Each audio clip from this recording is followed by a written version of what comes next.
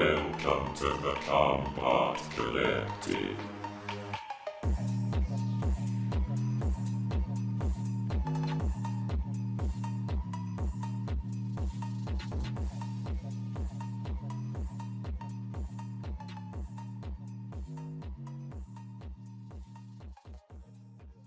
Hello, everyone. This is Sterling Brown of the Combot Collective here, as we're now getting ready for the third week of the 2021 Battlebots season here. Of course, we are bringing you everything you want to know about the 2021 Battlebots Championship season in Las Vegas. Of course, right now airing on Discovery every Thursday.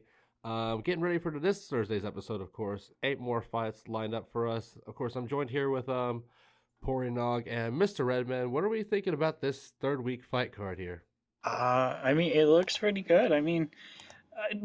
The issue I had with last week's fight card was that there was a lot of fights that I was like, yeah, that robot's 100% going to win. And I was right in all those cases. Oh, yeah. But this time around, there's more fights, and I'm struggling to predict them. And I prefer a fight card like that, where I just don't know what to expect. It's more exciting. Yeah, it's absolutely loaded. We have plethora of high tier level matchups in this one. This one definitely can go up against the episode 1 fight card. We got fights like Witch Doctor and Duck, Copperhead and LockJaw, Black Dragon, Ice Wave. All 3 of those fights could easily main event the show. Playoff level robots like HyperShock, Slammo, Fusion, Cobalt, all meeting up at some point in the episode. It's going to be a very stacked lineup. Even the YouTube exclusive this week, which we'll get to later, Claw Viper and Part of My French, is going to be a very interesting matchup. Very fascinating to see how that's going to end up going down. But yeah, let's not waste time. Those are our thoughts about the episode. It's going to be a very exciting episode to break down. But we got 8 fights to get to, so here we go with HyperShock versus Slammo, our opener for this week. Starting it off here, we're talking about a very interesting opener. This is not a fight I expected for them to make the opener, but here we are. This is very interesting. We're talking about HyperShock versus Slammo. We saw a little bit of this fight in the previews for the show, but it does not look good for Slammo. Though I do have high hopes for Slammo this year, not only because they're on my King of Draft team, but because, and not only because Craig Danby has shouted out this show a couple times in the comments, but it just looks all around like one of the best robots he's built in terms of aesthetic, style, and model. While still having that classic 4-wheel drive control style Danby theme that we've seen in a lot of his robots, but HyperShock's going to be a tough draw, and every other season seems to do really good, and that's that other season. It had a bumpy season last year, had a really good 2019. Looks like it might have a really good this year. What are we thinking about this exciting opening matchup between 2 top 32 robots from last year? I think that these 2 machines are pretty impressive. I'd say that, though, looking at it, I think while I believe HyperShock probably has the edge, I'd say that Slammo is definitely a rising contender in terms of control bots. It's had a rocky, record throughout all the seasons. It's the team has competed as a whole. Yeah. But it seems like they're striking some kind of success with Slammo, so that's good to see. And HyperShock is a very scary machine. As long as they've got a spinner going up and they're just being hyper aggressive, then their HyperShock is just going to win. It's going to be difficult to pin HyperShock down, I think, when it comes against Slammo. I don't know if Slammo's got this.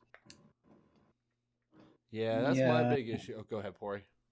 I was gonna say I'm thinking it's gonna probably go HyperShock, but I could see Slammo doing the upset for sure, because Slammo is a brilliant machine, and they did have some good moments against Witch Doctor. Not that they're the same design, but it's a similar concept of design. But I'm HyperShock, but HyperShock definitely has a lot of potential to go far, and vertical spinner is just not a good draw for Slammo, unfortunately. But I'm rooting for Slammo for sure, but I'm probably predict HyperShock. Yeah, it seems like it might be one of the initial hits shown in the previews, but it's definitely going to be a really pro HyperShock fight if HyperShock stays active and working and moving just fine. And that's something I really do worry about. We'll see. This will be a real test of Slammo's new armor and its durability and its reliability. I mean, the Slammo we saw at Robot Ruckus in 2021 seemed pretty reliable, and that was the prior version. So, thank you, dog. That was the prior version. Um, but this brand new Slammo, I mean, it looks exciting. It looks the part. It's like I said, it's one of the best looking things that Craig Danby has made. But yeah, I really hope that. I mean, I don't hope it because I hope it a little bit because of King of Draft. But I digress.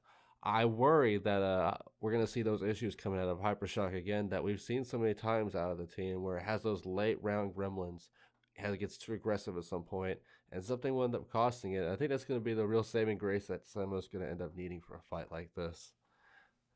Other than that, I don't know. I really do. I mean, upper deck's gonna be a big factor, I think, for a fight like this as well. You have the corner corrals, like we were talking about last week. Crowd corners. Corral corners. I think they're interchangeable. I think either can work. Yeah. But I this is like Defender. Unfortunately, we didn't really get to see much out of Defender this week, but we'll talk about more about that in the fight breakdown for that fight. This is a royal robot that can grab HyperShock, take it right up to that upper deck, and do what it wants with it. It can take it to a solid little fall there, try to place it up into the lights or into the arena wall. It's going to be fascinating to see what this robot can do with the situation. But HyperShock's also a really slippery robot. It's definitely one of the most slippery. I would probably put it up there with like boss like Yeti and Mad Catter for that kind of stuff. It'll be very interesting to see here, though. Do we have any final thoughts? I suppose going on about the upper deck here, I don't think that HyperShock is a robot to really be pinned down by the upper deck, especially considering HyperShock is built to be that RC car, isn't to drive over everything and be all terrain. Yeah. I think really, if HyperShock is going to get stuck on the upper deck, it has to be in some kind of really like awkward position. Slammo, on the other hand, Slammo I think would be more likely to get stuck on the upper deck due to its design, and I think if HyperShock actually bashed it around a bit, I think if it bashed it around a bit and then just threw it up onto the upper deck, that probably would be it. But I think that HyperShock will shred Slammo long before that. Yeah, it'll be very interesting to see. Hopefully we'll see something out of Slammo. We know Craig Danby has put us over a little bit, and we love him here at TCC. But you can always expect a lot of action out of the opener. We're really excited about it. But here next up, we have two robots coming out of the New England region fighting in our second fight.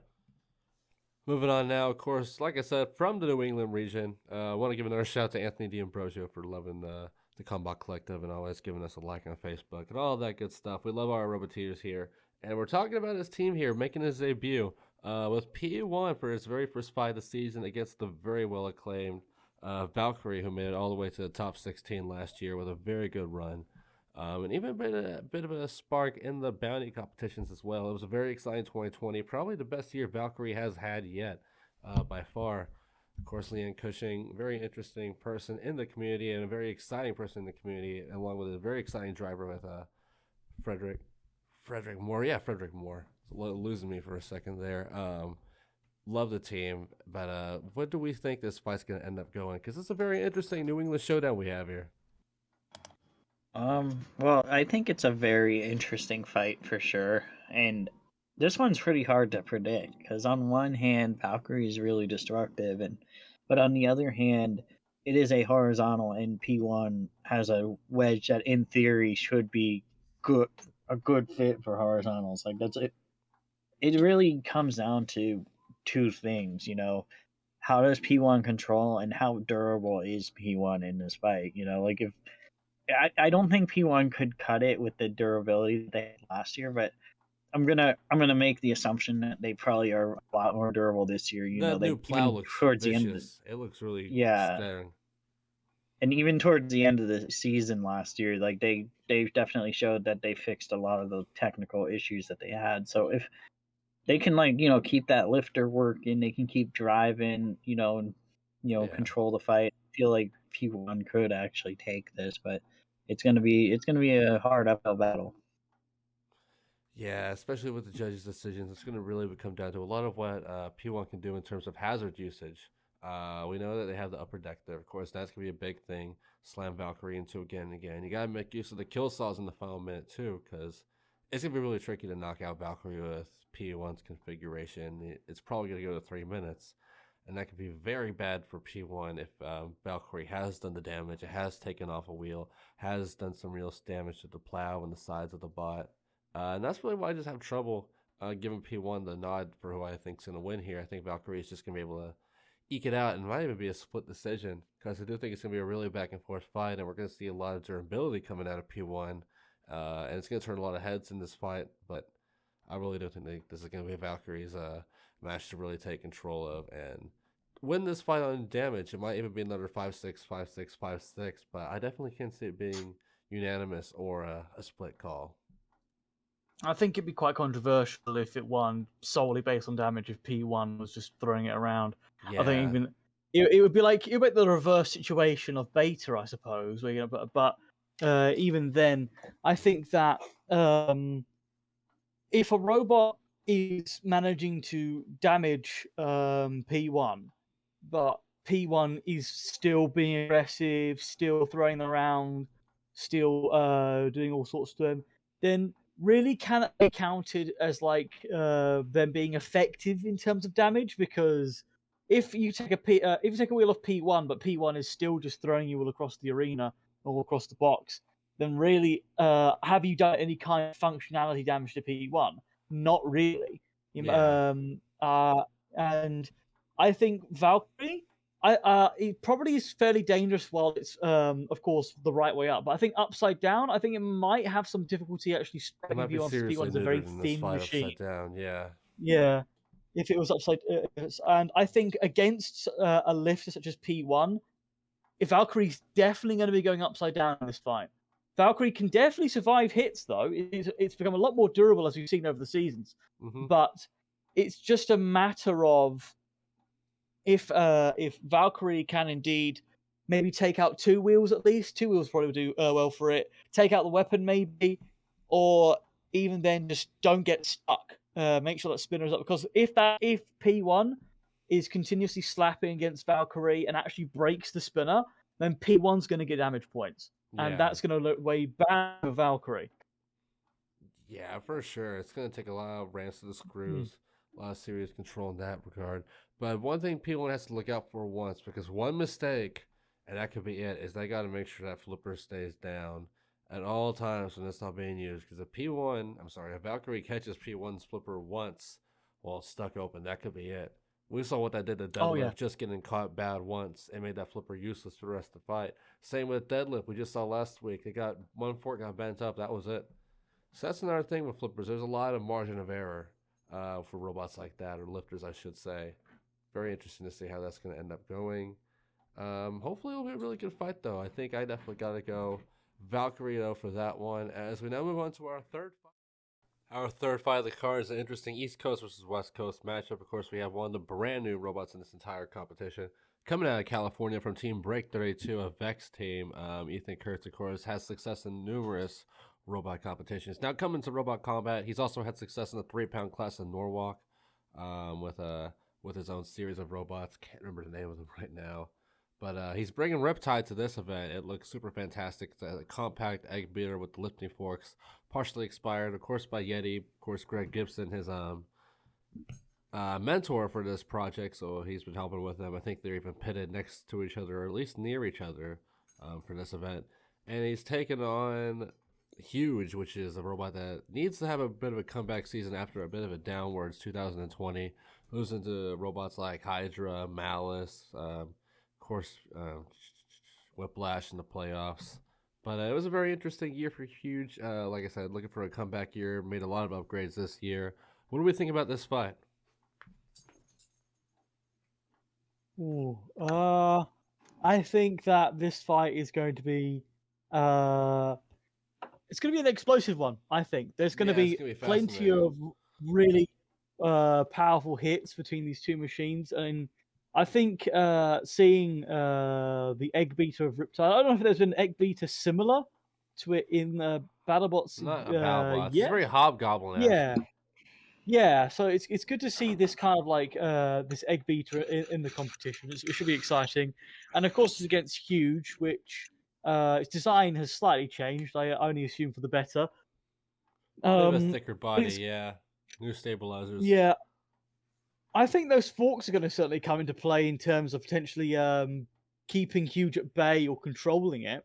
Right. And I think that it's going to be It's going to be a bit difficult, I think, for Riptide, I'd say, to actually fight against Huge, considering as Huge is a particularly difficult design to face against anyway. When it comes to, I suppose, verts, since you got to really reach up there just to try and hit anything, and the only thing you can really hit is either the wheels that basically just bounce off of you, or the spinner, which ideally you don't want to hit if it's spinning. Yeah. So it's going to be a difficult one to fight Huge, but if they can break Huge's spinner, then they'll win the match. I think, really. That's one way to go about it. You can try breaking the spinner, throwing yourself at it. Of course, this robot is supposed to be very compact. Guys have used a lot of these exometry parts to build this robot. But what I'm looking at here, of course, it depends on how good of a driver Ethan Kirk is. Apparently, he's supposed to be quite the driver. It does have those lifting forks, and I want to see them try to get those forks in on Huge and try to take control that way. We saw a little bit of that with Mammoth forking into those little side bits of Huge, and we saw a little bit of that with Kraken as well. But it depends on what wheels Huge would use. Of course, the odds are there will be some gappage on those wheels. In fact, we might know they're using gap wheels depending on what the trailer showed. But that's really the only way I can see them taking it. Of course, after you get through the sides with those little fork arms, you can chew away using the egg beater. You can take it to the upper deck or the pulverizers into those corner corrals. I feel like there's a lot of ways you can take it, but it's going to take a lot to get more damage than Huge is. It's definitely naturally a fight more favored for Jonathan Schultz's robot. Yeah, I agree. I think it's pretty much just going to come down to who can spin longer, and I feel like Huge probably has the advantage in that category, honestly. But you never know. Anything could happen in the box. It could go the other way. We don't know, but I'm gonna probably go Huge on this one. Yeah, it's hard to go against the veteran, especially in a situation like this. It will be interesting to see who Riptide ends up drawing later in the competition, depending on how this fight goes. We know Huge was more likely than not facing Switchback in the following round. Very interesting to see how this fight will end up going. I definitely think this is going to be one for the veterans. We're going to see another rookie kind of struggling out the gate here. Definitely not a newcomer success situation like we had with Blip last week. But we'll have to see. As we now move on to our midway major here, a very thunderous matchup between two veteran teams. Of course, Battlebots every week has seemed to bring us a very interesting fight, a fight that I certainly would have never conjured up in my own mind, but a fight I'm certainly glad that they have. We saw that with Mammoth versus Hijinks. We saw that with Gigabyte versus Uppercut. And now we're seeing that in our midway major here. Fight between two very fascinating robots I've been waiting to see compete. We're talking about our midway major here. Cobalt versus Fusion here. Like I said, the midway major for this episode this week. It's going to be a very fascinating matchup. Of course, Cobalt, the only British-built robot in the competition this year, being lended over from Team Carbide to the RDC, captained by Matt Maxim, of course. Sam Molds and David Molds and Sam Smith both having children during the 2020 year, so they couldn't make the Battlebots this year. Of course, Matt Maxim, a perfect captain to have behind the wheel, having Brett Riker on the team. Serious asset as well for Cobalt, and of course, Fusion coming out of Team Waiachi. It's now water cooled, I believe. So hopefully we'll see a lot less fire, a lot less of what Hydra was doing in episode 1. It's going to be a very fascinating fight, probably one of the most thunderous fights we've seen all year, if everything goes right. Hopefully it's not a quickie. What are we thinking about this exciting matchup here? Because I'm not even sure which way this one's going to go. Yeah, I don't even know how to predict this one. I'm probably not even going to predict it till like tomorrow, honestly, because I don't know. It's tricky because I'm in the camp where I feel Cobalt is kind of overrated, to be honest. It's a brutal robot and it does a lot of damage. It's genuinely a good bot, but I feel like people saw it rip apart Sub-Zero and Duck, and then they just wrote it off as like an S tier bot, but it hasn't done enough to justify that S tier level yet. I feel like they got to do a little more. I mean, they've only had one season in that design, and what they go 2 and 3, which is a respectable record and all, but I feel like they got a lot to prove here. But on the other hand, Fusion, while it is a very damaging and deadly robot, it's kind of a glass cannon. It's like, oh, certainly, it blows up. I mean, not But if that's fixed, I could definitely see Fusion taking it. But I don't want to count either of these bots out. They're both they both got a lot of pros and cons that could be weighed into this matchup, and I don't know. I'm what's that? I'm at a loss for words.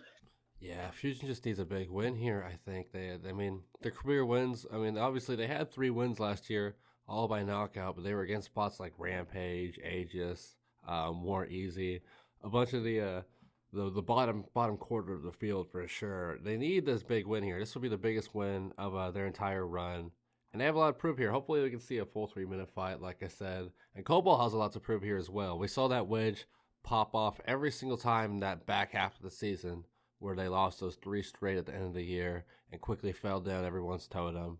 Sorry, Well, not 3 there is straight. a there was the bombshell. there is fight, a new which I thought was annoying. configuration for Cobalt. Yeah, they have the wedgelets now, don't they? Yeah, they have wedges on the sides and stuff, so they might use that maybe. I mean, I would probably use that because I mean, there's a vert on the front of Fusion. Yeah. Plus, we don't know the other configurations they're doing, but I would have to imagine that's probably going to be the regular setup we're going to see at Cobalt this year. If this works out, we know Matt Maximus had a ton of driving practice with Cobalt, of course, over the year. This could be a very solid win, maybe even an easy win for Cobalt if it's done right. But I can definitely see this going back and forth. Jake Ewert seemed very eager about the updates to Fusion from what we saw on his Facebook Live the other day. So it'll be fascinating to see how this ends up going along. I have to imagine that Fusion's probably going to try leaning off with the horizontal spinner. What would you think? I feel like that would don't be know, the perfect honestly. angle. Go right to the spinner there. I don't know, though. Of course, Ray Seward knows a bit more than I do with all that, but it's going to be a very fascinating matchup. I think I have to go, though, with Cobalt. I think there's just more proven capability there. We know it's a former champion, and we know as long as it doesn't get thrown over and it keeps that wedge, we should be looking at a robot that does pretty good. I don't think that weapon hasn't gave out on it yet, but I might be incorrect by that. It's a fantastic robot. But now let's move on to our 5th fight here. Moving on here to our 5th fight, and a fight that easily could have been midway major or even main event, and is not. And I'm a little suspicious as to why that is. It is the grand return of Icewave, finally competing in a regular competition after missing 2019 and 2020, and of course the return of our top 4 member, Black Dragon. So it's a very fascinating matchup to see here. The return of Icewave, the return of a serious playoff robot coming out of Brazil here this year. We all know Uriah is one of the best teams in terms of international competition. This is a real all-star matchup here, but it's a real tough draw for Icewave to come back to. Black Dragon is so compact. There's nothing you can really rip off on Black Dragon besides maybe a wheel. So it's going to be really tricky for Icewave, but it's going to be a real test for it in its grand return here. What are you guys thinking about this matchup? Okay, so here's the thing. Icewave, it's a cool robot. It's a neat robot, but I don't have a lot of faith for it. It's showing its for a age. few reasons. One, the thing that makes it unique holds it back. Like a gas-powered spinner is never going to be on par with like the spinners of all the big dogs this year. So it just, while it definitely does dish out good hits for sure, it's not going to dish out like those championship winning hits, I feel. And then another big issue is that that it can't self right. Like that's a huge Achilles heel in my opinion. Yeah. And Black Dragon is the kind of bot that even if it doesn't like use its egg eater to flip you over, like I mean, Icewave spinner could just hit Black Dragon's wedge wrong and it could flip over, because its wedge is like, Black Dragon got a good wedge for the horizontals. I don't see this. I mean, if Icewave wins, I'll be very impressed. That'd be great, and I'll eat my own words if they do. But I think it's a Black Dragon win. Yeah, I don't see how Black Dragon can really lose against Icewave. I think Icewave, well, it is indeed an impressive design. Black Dragon, I think, can spin up a lot faster than Icewave, and I think it just and is low enough to really be, I think, unaffected by Icewave in the most part. Unless Icewave can sneak around back and just snipe one of the wheels off, I don't really see how Ice Wave wins this. I mean, especially since Ice Wave just doesn't have a Shrimek. It can't drive upside down. It's already coming into the fight with a disadvantage. Yeah, Just absolutely. doesn't seem like it's going to win. A lot going against Ice Wave here. I mean, just look back at the last vertical spinner we saw fight Bite Force, and that was in Las Vegas too. Funny enough, it got absolutely torn apart. That wedge system just got ripped apart bit by bit through the entire fight, and obviously they have made plans so that doesn't happen before. The wedge is now built into the robot, and they even have the wedgelet set up. And I do wonder if maybe we'll see the wedgelet set up during this fight, because I believe the only picture we have is pretty spark covered, so it's hard to make out what's going on in that shot. But it's a star-studded matchup. Very fascinating to see what's going down. But I definitely have to agree. That's not only because they're on my King of Draft team, but Black Dragon is it's such a formidable force. They dominated in the Desperado tournament in 2019.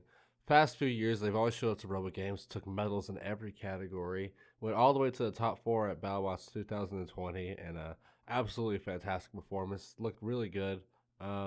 I do have one worry about Black Dragon, though, and it's been a consistent thing we've seen in the past. Sometimes they have trouble getting that knockout. Sometimes, a lot of their fights, they end up going to the judge's decision, and if Icewave manages to survive the whole way, stay in the whole fight, slugfesting it along, that could end up posing bad for Black Dragon there at the end, because you never want to let it go to the judges. But, yeah, outside of that, though, that's a really low margin of chance. Because, yeah, like you guys were saying, to go that long without a Shrimek, and a whole 3-minute fight against a robot known for throwing robots up and over, it's going to be tricky. And there's already, you got the disadvantages of being a horizontal spinner in an arena with the upper deck. You don't want to end up in those corral corners, and you got to think that Black Dragon's going to exploit those at some point during the fight. It's all going to be very fascinating to see, though, but we'll have to see how this go down as we now move on to our next fight here.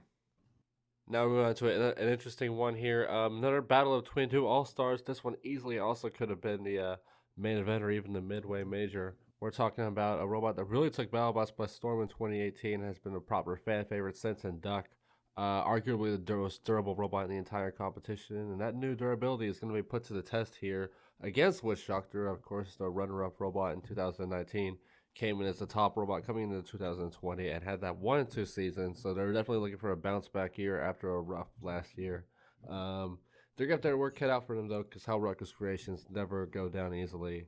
And Hannah Rucker is one of the best young drivers in the sport right now. What are we thinking about this fascinating matchup here? Gonna be an interesting one, I think, between the two. Though I'm holding out for a Duck win. Same.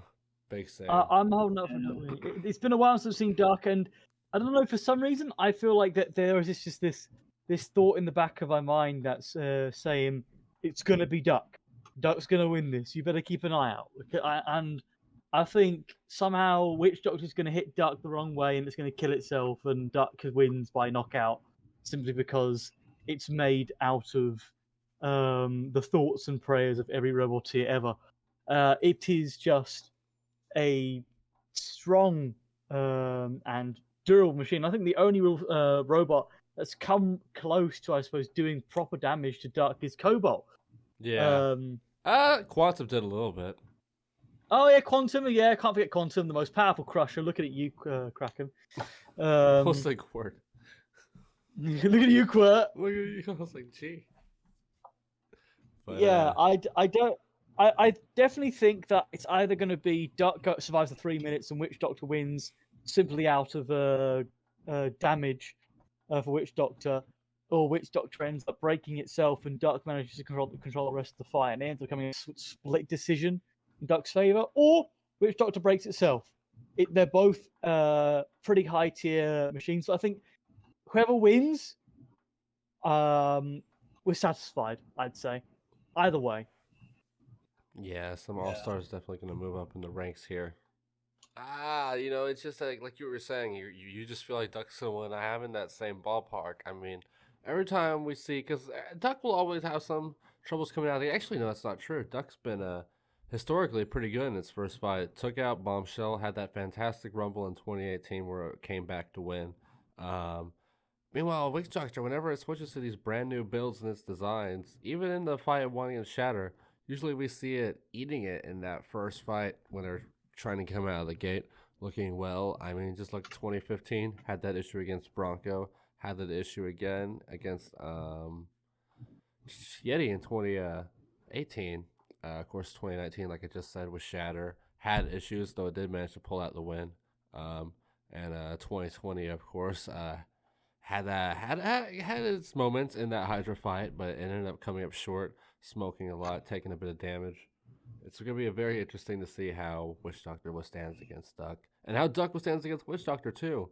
It has the 4 exposed wheels, but never really has been a problem for Duck in the past. But it'll be very interesting to see how that Duck system lifts, and if it can take Witch Doctor to places like the upper deck and the pulverizers, and properly throw the Voodoo bot over any, because I want to hear that bot quack. I want to hear that proper quacking inside the arena after like a Witch Doctor knockout or something absolutely insane. And man, I do think this is gonna be Duck's win. I think that in history and in practice, usually Duck has been the better bot in its debut fights after a full overhaul like this. And we know Witch Doctor has changed a lot, and we saw with Tombstone changing a lot can usually not mean good. Now talking about our YouTube exclusive fight here, we have a battle between 2 brand new designs, and one of these robots a pure rookie coming into Battlebots this year, making their debut. Talking about Claw Viper versus, pardon my French, the French-Canadian robot coming out of the Quebec area, of course. Repping the colors, but having some issues with their team coming into the event. Not having their full crew. Of course, some of their team members were European, coming out of the England area, so a lot of them couldn't be flown in time. So I believe some team members have come in to help. Otherwise, it is maybe primarily just the 2-man team that they have there. They have a bit of a heavy stack against them. We've seen this version of Claw Viper now in Orlando. We know it's brutally powerful, brutally aggressive. It can take quite a hit. I think it's probably going to do pretty good here against the rookie, pardon my French, a robot with some unproven ability in terms of self-riding mechanism, invertibility, and stuff like that. Will be interesting to see how Zoot factors in. What are we thinking about pardon my French versus Claw Viper here, guys? I think it just leaves you with a lot of questions, like how is, pardon my French, how brutal is their spinner? You know, how do they drive? Like, it's always really hard to predict a fight with a rookie in it like this. But Seriously, also, yeah. Claw Viper though it's fast and it's pretty well driven. As long as it can be a little better driven than last year, which I assume will be the case, I can't imagine that part of my French will have many opportunities, because surely a spinner like that gyro is pretty bad, I'd imagine. I mean, I could be wrong, Seriously, of course, yeah. but so they're gonna have a hard time, keeping up with Claw Viper, because Claw Viper's the fastest robot in the field. But I mean, they could very well win, but I'm gonna probably go Claw Viper on this, and hopefully they'll take us to Suplex City, because that's all I really want. I don't care who wins or loses, as long as we get some suplexes, Yeah, that's something Yeah, I have to. Go ahead, I have to Red, agree sorry. with Pory there. Yes, it's all right. I have to agree with Claw Viper here. I think, pardon my French, is a very experimental design, similar to Switchback in the way. I think Yeah. while it's a very neat idea in terms of concept, in practice, it's an entirely different story. And Claw Viper already looks like a machine that kind of has an idea as to what it wants. And pardon my French, is coming in as a rookie. Well, as I said, Claw Viper has that at least one season behind their belts to kind of get an idea as to what's going on. Apparently, they competed in Robot Rockus and they did really well on it. So that's another thing on their belt too. So it's seeing. I think Claw Viper definitely will probably etch out against Pardon My French there, and provided it's not a one-hit thing from Pardon My French doesn't like instantly just destroy Claw Viper on like one hit, like Pain Train was. Then I definitely think Claw Viper will win, because pardon my French, that weapon is just, it looks deadly, but I don't know how well controlled it will be. And I think against a control bot, if you've not got the control, it's going to outdo you. If you've not got the driving. Yeah, seriously. And of course, with this being a YouTube exclusive, you do wonder if there's going to be some early issues with some of the robots, like we saw in last week's fight, unfortunately. But it's all good. I digress. With some of the robots, like I could see, part of my French, I do love the big drum, of course, very similar to Red Rum of the untelevised era. Do worry about issues in that regard. And something you brought up, Pory, that I wasn't thinking about originally is that is a big drum. There's going to be a lot of gyro on a robot like that, and I think you're right. It might be really slow, not deep 6 levels of slow, but definitely a bit like might have a bit of a rough turning circle coming in with the smaller wheelbase and everything, and that could easily lead for Claw Viper to easily get behind them and just run them face first into the upper deck or some of the screws or even just the spike strips in general. That could do some serious damage to a bot like part of my French with how fast Claw Viper can go. But I do worry a lot about Zoot. We saw in the YouTube exclusive just week before last with how the Ace did for Jackpot. Zoot follows a very similar process. I don't know if it lifts as much, but could see it doing very similar. Could see it maybe saving the fight for the damaging robot late into the run here. But we'll have to see as we now move on to our main event here. Our last fight we're breaking down. A very interesting battle between two veteran spinners.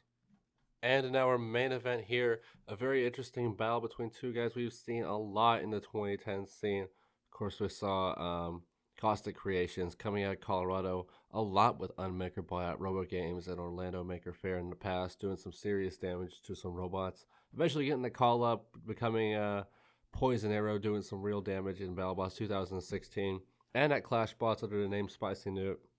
Eventually becoming Copperhead here. Battlebots 2019 was a bit up and down for it. By Battlebots 2020, it became the 3rd seed after an undefeated regular season and suffered an upset loss against Mammoth, a controversial one at that too.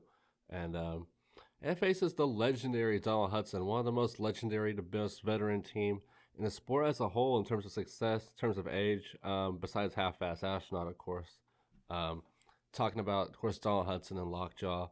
LockJaw has been one of the most consistent robots we've seen in the past few seasons, of course. Semi-finalist in 2018, quarterfinalist in 2019.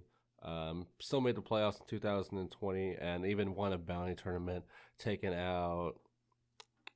it's dropping me right now. Beta, that's what it was in the championship matchup for that competition. So LockJaw has always been a real juggernaut. Won the Desperado tournament too, so... Two of the most decorated vertical spinners we've seen in the past couple of years that aren't Bite Force or Endgame. Lining up here for a proper showdown. What do we think of this matchup, guys? Yeah, it's going to be an interesting one because this one's also kind of hard to tell, but I don't know, because both of these robots are well driven. They both have good weapons, but both of them also have kind of reliability issues here and there. They have had their gremlins, yeah. Yeah, they both had their gremlins, but I feel like LockJaw really was clocked in by the time the beta bounty went on. Like they were very impressive there. And bounty for Copperhead. Well, Copperhead also had pretty easy draws in the bounty, fighting Rusty and Kronos, who didn't really work too hot. Yeah. But I ended up losing to a bot before, yeah. Yeah, I feel like in this, it's LockJaw probably has the advantage, given that they don't have any gremlins. But this could go either way. You gotta worry about the kill saw slots too. We saw them get an endgame's way big time, and we know that's always been an issue for them with their fork setup. But every year, the kill saws are very useful. Right. Well, we've seen some shots with the kill saws this year. It's made its use. It appeared a little bit in that Sub-Zero fight we saw last week. I mean, it did, but it didn't really do anything. That's fair. They had the kill saws. I feel like the kill saws did something in one fight in the past couple of weeks, but I digress. So maybe we'll do something in this matchup, but I don't know. LockJaw's one of those robots we see. It's never really visible, but every year it's so gradual and minor. But the changes are made every year to make LockJaw better and better. It's such a fine-tuned team with Donald Hudson and the rest of his crew. They keep a lot under the hood with mutant robots. And Copperhead's going through a bit of a shift change, of course, as some people know. Robert Cowan and Kim Cowan, now the captains of Copperhead, while Zach Goff has business commitments elsewhere. It'll be interesting to see how they do in such a heavy first fight. Another thing I will say is I wish that this was Tantrum versus Copperhead. I said that before the recording here, and I will stand by it because we had the top seed against the champion in the first episode. We had the runner-up against the second seed in the second episode. And we could have had the tied for third place against the third seed here, but I digress. This still is going to be a very good matchup, but I don't know about LockJaw winning it. I think there's going to be more opening for Copperhead. You know, LockJaw has those big 4 exposed tires, and I know Copper has the exposed tires too, but I feel like they've always been really chunky, really reliable, and I don't know. I feel like LockJaw has sometimes stumbled out of the gate. Always has to put up a bit of a fight. Usually in that first matchup, just look at the Shred Raider fight last year. Almost had it really taken to it there at the end. I don't think we're going to see the horizontal spinner plate. I think that would be useless in a fight like this. I can imagine this being a really aggressive, really head-on fight. And I know I've heard from some other people this is one of the better fights that they've seen. The people at the taping, I said Shay, without any spoilers, of course. So it'll be very fascinating to see. Do we have any final thoughts on these two robots? It's going to be quite the fight. I'd say that this is going to be a difficult one to fight, difficult one to beat. I think in terms of durability and just being an absolute brick, Copperhead definitely has that tankiness to it. Yeah. But I'd say that in terms of control, LockJaw has a lot more in store for it in terms of controlling and wedging and just getting underneath the robot. And they've always got that interchangeable cheeky plow at the back that can always do something against spinners. So maybe they may put on something on the back that will deal with Copperhead. Yeah. But I think Maybe like some Copperhead's only real forks. chance, I think Copperhead's only real chance is just go in hard and just utilize their denseness to break LockJaw. And I think Mhm. LockJaw will just have to just try and take advantage and get a wheel or something. Yeah, it's going to be interesting to see if one of these weapons really breaks. Whoever breaks first is going to be a bit of a game of chicken in that regard, because that's going to end up dictating a lot of how this fight ends up going. But yeah, we have some picks for LockJaw here, some picks for Copperhead here. It's going to be a very fascinating battle between two guys who are really coming up in the Discovery era of BattleBots. As we now, let's wrap it up here in our BattleBots prediction episode. So this, of course, wraps up here at the Combot Collective. You've seen our predictions and our breakdown of these first upcoming 8 fights here at Week 3 for BattleBots 2021 at Episode 3. It's going to be very interesting to see how these fights end up going down, guys. As we cap it off here, do you guys have any breakout robots or anything, any thoughts you have about this fight card here? Oh, for breakout robots, I think that P1 is really going to shine in this episode and find like push forward.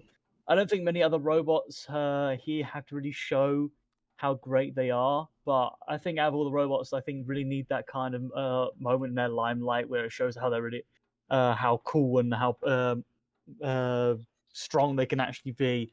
P1 will probably be like my pick for a breakout bot. Yeah, I'm pretty much on the same page with that. P1's probably the one I think that needs to break out the most out of this, besides maybe Duck. Yeah, Duck could I really think use something I like think that. Duck. Yeah, I agree. I think Duck though has already shined in its own right though. Even though it's never really won, it's always managed to bring it to a decision. It's always managed to be durable and keep pushing on, Fan which favorite, I think is entertainment admirable value. in itself.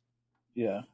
I think Slammo has a lot to prove in this episode against a bot like HyperShock. Some people were really iffy about its 2-1 run last year and put it with P1 as those back of the pack 2-1 robots. HyperShock would be a huge win, one of its biggest wins yet for it. And hopefully we'll see it break out. Hopefully we'll see it come back and make a big win here. Of course, I want to see Black Dragon do really good, but I don't want to say that's much of a breakout performance. Alternatively, though, I would say we're going to see some robots maybe fall down the ranks a little bit here early on, have some people kind of question what's going to go on with it. Talking about Ice Wave and Witch Doctor here, I think they're both going to end up taking a bit of a rough loss coming out of this event, of course, like we just talked about. But ultimately, it is a very lined up card, very stacked. I'm super excited for this card. Week 2 had a really nice card, but this card looks absolutely stellar. But that all is going to wrap it up here at the Combot Collective.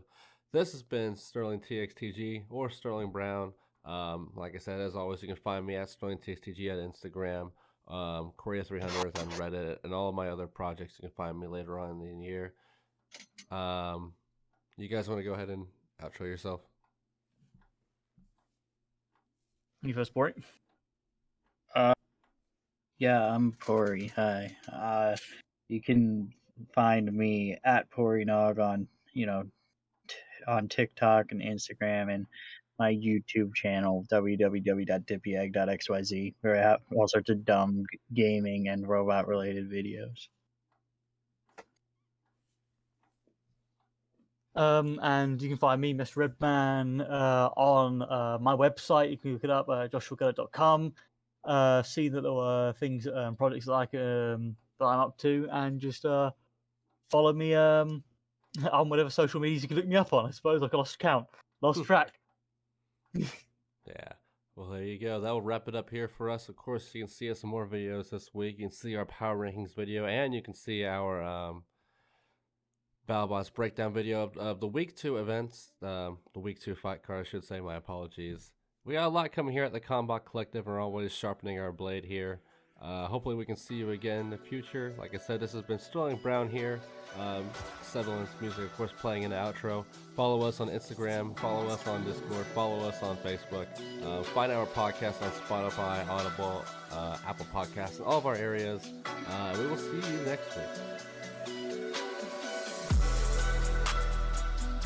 This was the Combot Collective.